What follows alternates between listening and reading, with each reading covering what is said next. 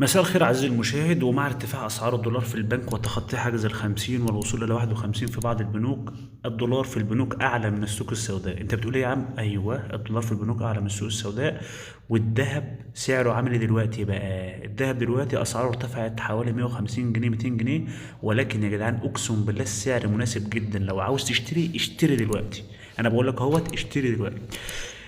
كل ما أتمنى حضرتك الاشتراك في القناة وفعل زر الجرس. وجاءت الأسعار كالآتي: ونص الذهب شراء 111973، بيع 108489. الجنيه الذهب شراء 25200، بيع 24416. عيار 18 شراء 2700، بيع 2616.